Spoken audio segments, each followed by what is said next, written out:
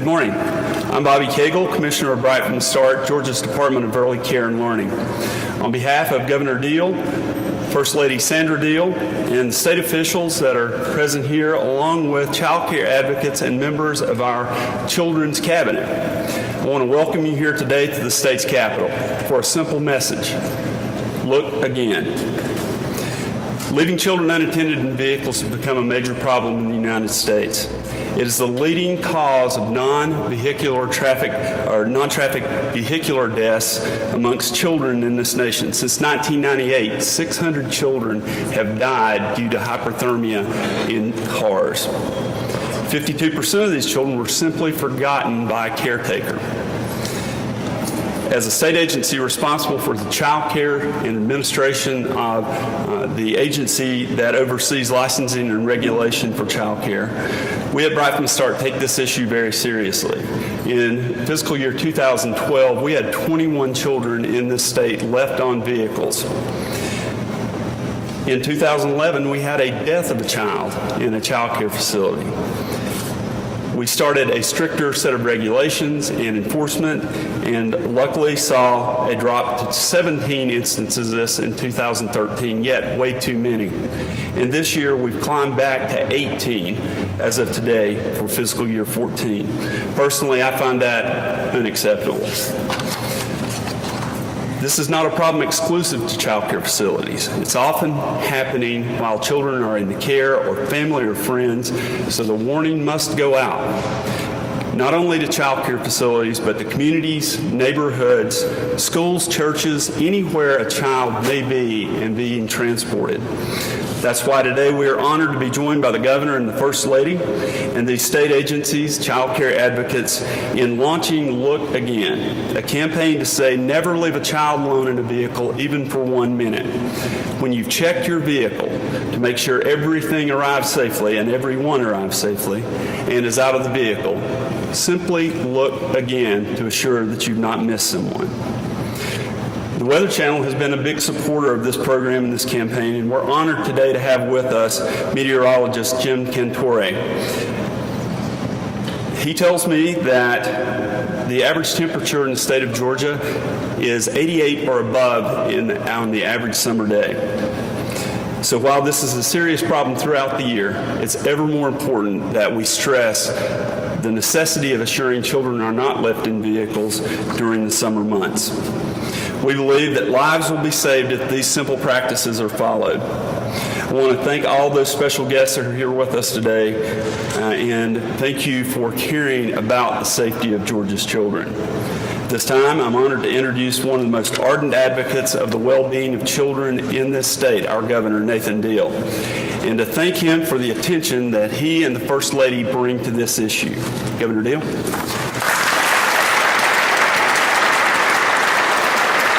Thank you. Thank you, Commissioner Cagle, and to all the others of you who represent various state agencies, thank you for what you do to keep children and all of us safe every day. We especially thank you, though, for being here for this occasion. Look again. It's an important reminder, and I want to tell you that as a father and grandfather, I think it's important that all of us implant that message in our own minds and in the minds of others who have dealings with our young children. As the summer weather is going to heat up, I encourage all of you to think about the effects of that summer temperature on children in particular. I have some statistics here that are somewhat alarming, quite frankly, and it's the kind of thing that we don't often translate into terms of how hot weather affects children differently than it affects adults. When the outside temperature is about 80 degrees, it doesn't take very long inside of a car or other vehicle for that temperature to reach 100 degrees. Our normal temperature, as you know, is 98.6 degrees, but when a child's temperature reaches 104, major organs start to shut down. And by the time it reaches 107, a child can die. And this can happen within a relatively short period of time. So today I want to briefly speak to three separate groups who have responsibilities relating to this very important issue. The first one is the nearly 6,000 licensed child care providers that we have here in Georgia. And I implore all of you to make that a high priority. Now, we are very proud of all of you.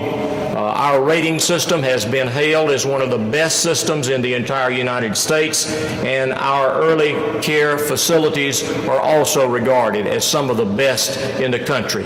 But because we are from the South and because our temperatures are warmer, it puts that extra responsibility as it relates to this particular issue. You don't get a second chance. These are one of those kinds of situations where if you had to do it all over again, you would do it differently, but you don't have that option, and sometimes the time frame is very short. If we follow the rules, however, then we will have good results. And for those of you who think that you or your employees do not have the sufficient training to be knowledgeable and know what to do under these circumstances, if you'll just let us know, Commissioner Cagle and all the folks who work with him will make sure that they get the appropriate training. The lives of more than 370,000 children are in daycare providers' hands every day in our state. And through diligence and with working with parents and caregivers with this in mind, as they go to school, as they go to work, as they go shopping, if all of us will just simply make it a mental habit to look again. You looked, you locked the car, look again. You never know whether that look again might save a child's life. The second group that I want to speak to is parents, grandparents, and those who provide care for children. And it may be even friends who, because of relationships, are put in positions of responsibility to care for young children. You also have to take a priority and look again. And never leave a child alone in a vehicle, not even for a minute or two. Instead, always account for the children that are in your care and responsibility. And when you arrive at your destination, make sure that you've checked the front and the back of the vehicle. And after you've looked, look again. And when you park your car, lock the doors of your car. Not just to keep somebody from stealing your car, but to keep a child who recognizes that vehicle as deciding that, this will be a good place to play. Let me just crawl inside and I'll have a good time and I'll pretend that I'm an adult, and they are not. And bad things happen when those kind of adventures turn into tragedy. So, they see a lot of things on the playground, but they need to be sure that they know that an automobile is off limits for them. And finally, to all of the rest of us who don't fit into those first two categories. I know the greatest deterrent sometimes for any of us getting involved with what we consider to be other people's business is the hesitancy of speaking up or taking action. But you know what? We have agencies such as the one that Commissioner Cagle is responsible for, such as the one that Brenda Fitzgerald is responsible for, such as the one Frank Berry is responsible for, such as the one that the Children's Cabinet and all of those that Sandra will talk about in just a few minutes are responsible for. But they need average individuals, people who are out in the community, who see things happening. You have to become their eyes and their ears. And if you ever see a child left alone in a closed vehicle, call 911. I know that you think, well, that's just not my business. And maybe if I just stand here and watch for a little while, maybe the parent or whoever owns that vehicle will come back and recognize the danger of the situation. Time is of the essence, and you really cannot afford to do that in many occasions. So, don't just stand aside and wait for somebody else to take action, because every minute truly does count. But the things we're talking about today are preventable. A lot of things in life are not necessarily preventable, but these are. And that's why ingraining in the minds of all of us the importance of looking again takes on even greater significance. So let's make sure that we do that. Now, I've said the official things.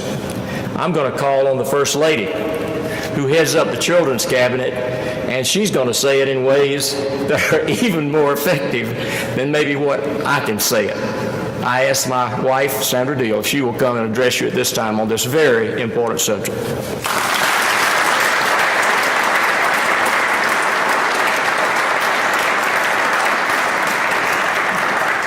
Well, thank you so very much for everybody being here and for being interested in our children. You know, they are our most precious resource.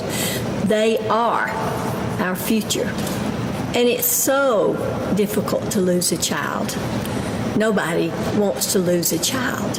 Nobody wants to lose any life, but especially that of a child.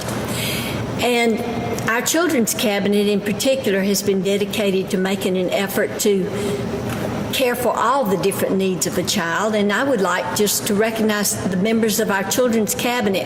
We have the small one and the large one, but I see several people from both. Would you stand, please, if you're on our Children's Cabinet? Thank you. We work monthly to try to make sure that your children are safe. And we try to find ways to protect them. And so oftentimes you hear us make announcements of ways that we can all help. But being a mother and being a teacher, being a grandmother, I've dealt with situations where we've seen children in cars. We've even had instances where they got locked in accidentally and had to call for emergency help. But we do need to be responsible.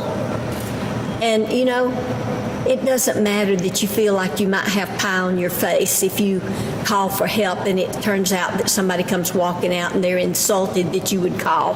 You are stepping out to save a child. So don't let it embarrass you. Do what's right.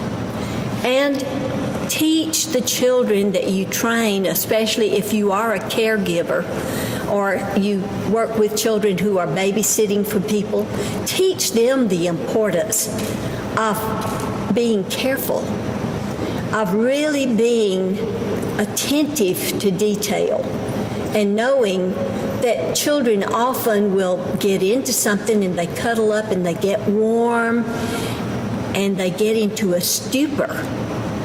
And they just don't want to get out. They just are so comfortable. And you know how hot those little bodies get just if they come in the room and cuddle up to you. So when they get in a car and they get like that, they just cuddle up and get so hot that they just slip into a stupor. And if nobody finds them, that temperature elevates and they die. And we don't want that to happen. We need to be responsible people. We are responsible people. We're Georgians. We care about people. And we will especially care about our children. And so I want us, all of us, to get the word out. If you have a way to show this video to your family, to your friends, to groups at church, to call attention to this, pass this video on, as many of you do in your emails and the way you do. I'm not so good at all that, but you are. And if you'll pass this on and let people know how very, very important it is in our summer temperatures in Georgia to take care of our children. And always look, even in the wintertime, but especially in the summertime, always look and be sure that our children are safe. Now we have this video that we're going to show, and I think it's very well done. I hope you'll like it. Look again. And so if you will, join me, we'll look at this. This is a warning. This is a warning. This is a warning. This is a warning. In only minutes, the inside of your car can become a death trap for a child. Don't let it happen. If you see a child left alone in a vehicle, please call 911. You can be a hero. You can prevent a tragedy.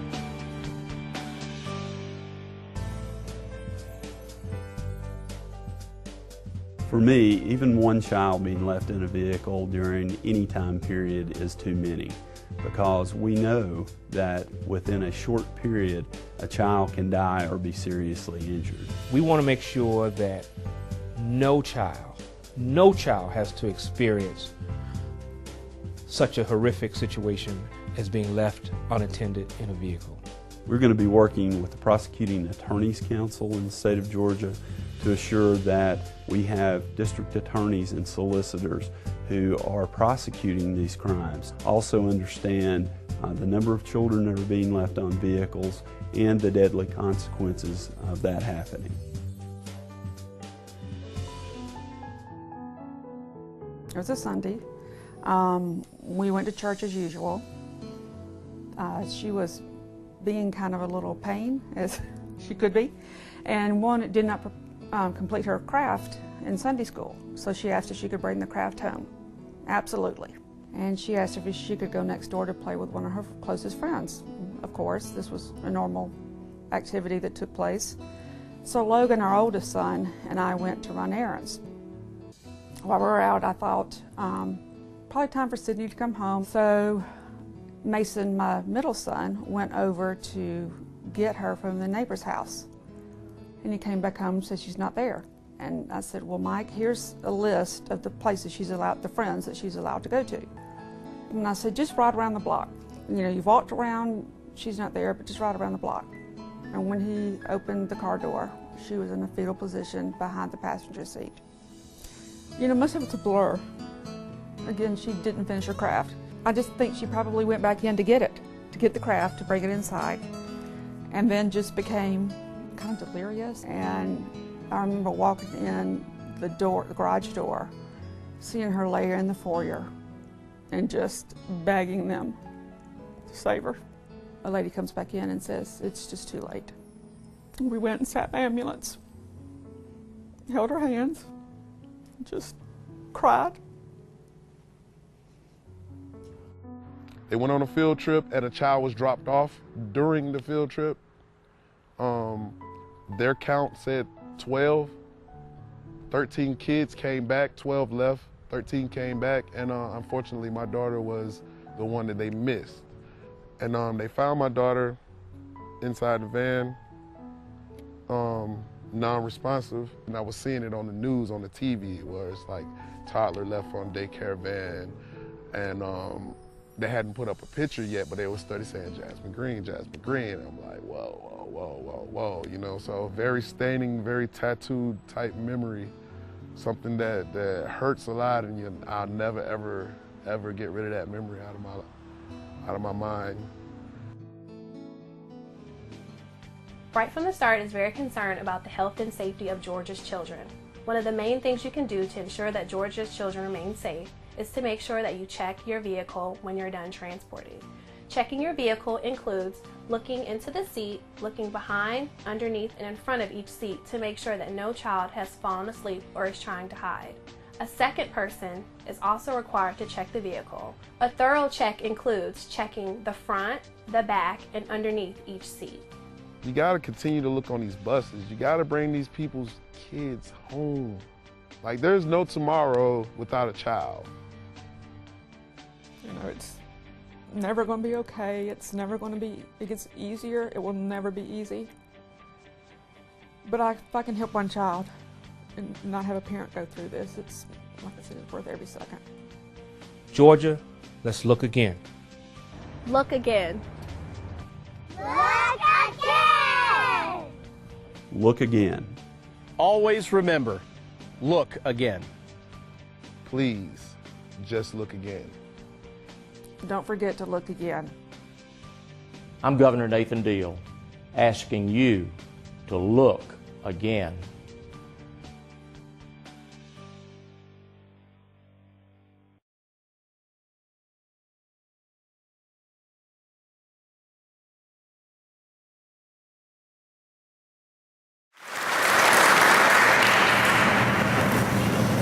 Thank you very much, and thank you to my staff who worked so hard to make this video a reality, and many thanks to the parents and the family members who appeared in the video.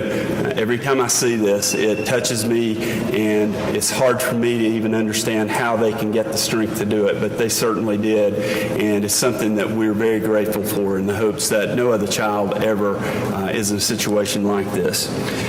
Thank you, Mrs. Deal, Governor Deal, and everyone else here with us this morning. I echo the First Lady's plea to have you share this on your social media contacts. The word about Look Again is extremely important, and hopefully it avoids another child dying. It's available on our website at www.decal.ga.gov and also on our Facebook and Twitter and YouTube pages. This concludes the prepared remarks this morning. However, all of our agency representatives and advocates will remain to answer questions for the media and others. We're happy to give you as much additional information as you would like, and we just ask that you help us spread the word. We hope you have a great day, and don't forget to look again.